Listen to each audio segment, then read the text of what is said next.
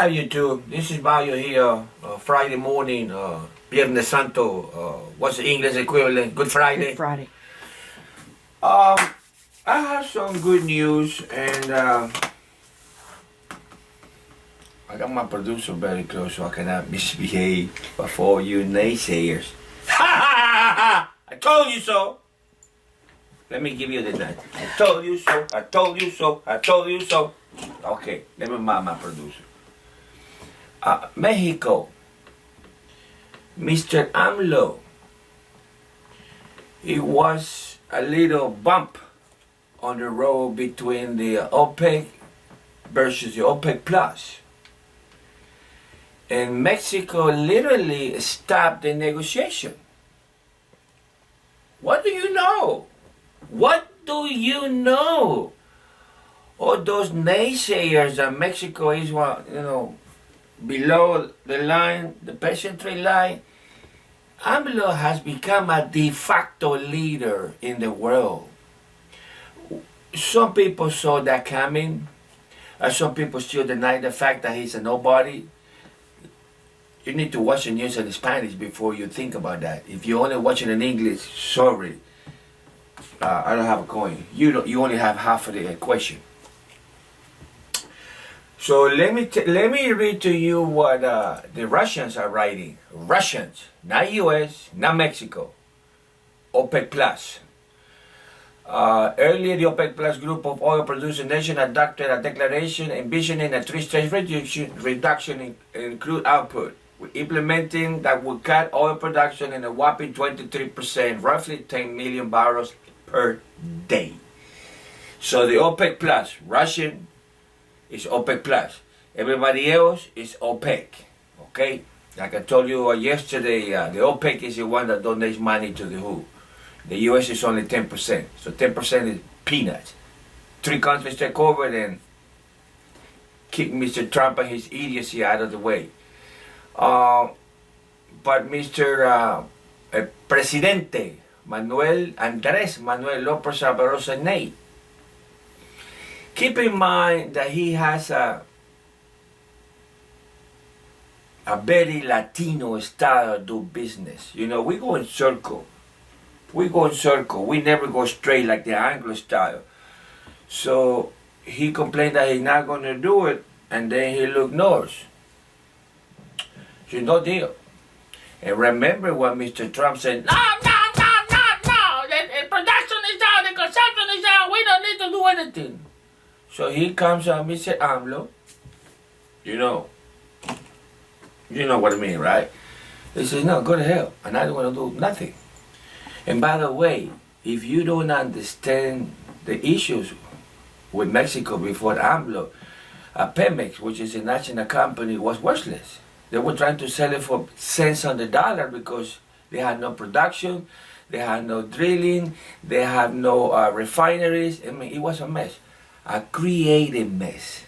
Now remember, if you are a 100% capitalist, you destroy that industry before you buy it.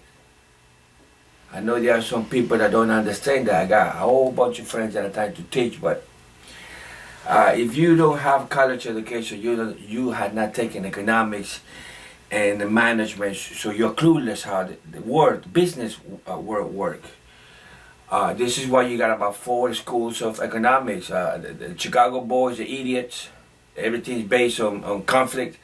You got the Austrian school, you had the Keynesian, and there's another one that I missed that is very small, but actually it's the stable one. You know, give and take, give and take. Actually, Putin follows that one. Okay, so Mexico says, no, go to hell, I'm not going to do nothing. And then he has a phone call. I don't know if he called Mr. Trump or Trump called him. So all of a sudden, the US of A, after saying no, hell no, agree with AMLO to cut 250,000 barrels of oil production a day. I be damned. The little nobody forced the mighty emperor to cut 250. Mexico, we cut 100,000. So 100,000 plus 250,000 and 350,000. Hey, leave North America alone. Canada got off the hook easy because Canada producing oil too.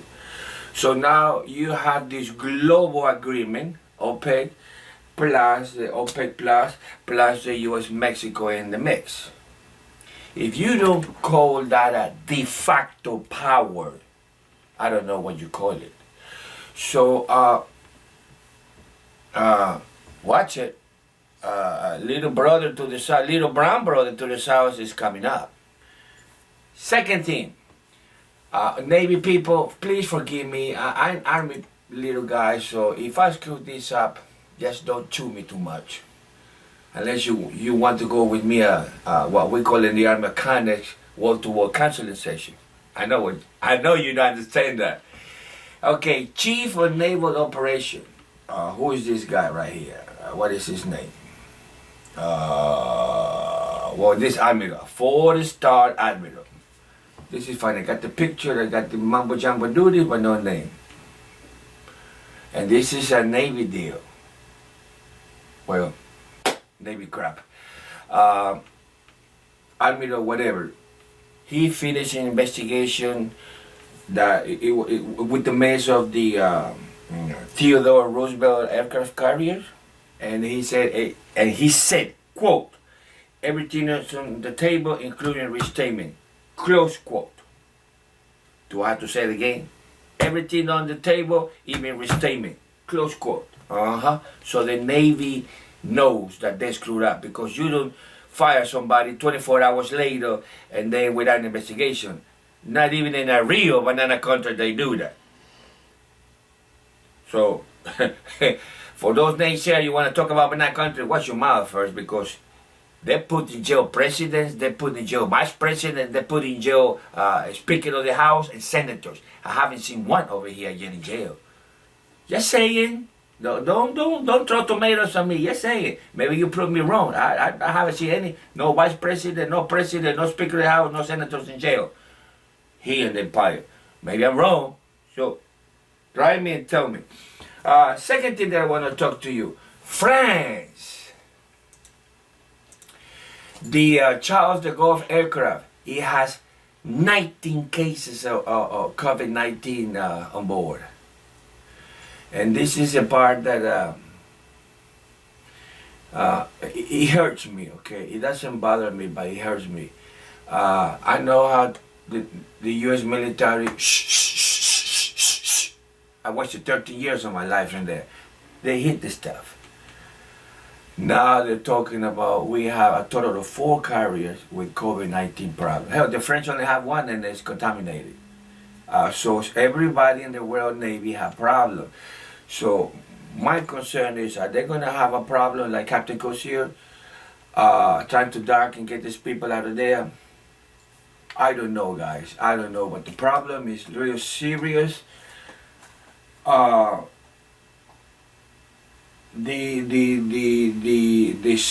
pendulum has swung over to the left. You're seeing people getting to be a de facto leaders without the hammer, and now the Navy is kaput. So we don't have nothing to start anything. I wonder the stuff that is going to Venezuelan water, so the South Caribbean water, how many of those people are infected? Shh, I'm questioning. I'm not saying they do, but hey, if you got 3 and you got 1 over there, tal vez, maybe. Okay, thank you to my new subscriber. Like I said before, I bring you real stuff. I read both sides. Oh, Pancho, take it easy. Don't pick on the Russian because they're going to kick you out. He liked to read Anna News because like me, we follow the conflict in Syria. And they usually put a CC. When you put CC on the videos, you got automatic translation. What they forgot it, he make a big deal out of that. You got the Russian right in Russian against him, but he got the Russian to change, and now it's in English. That's what I like. I told you, you're gonna promote you to a first lieutenant. It's one of the good guys. That's the guy that you want to have on your rear or on your right. Talk to you later. Thank you to my new subscribers. Behave and stay at home. Adios.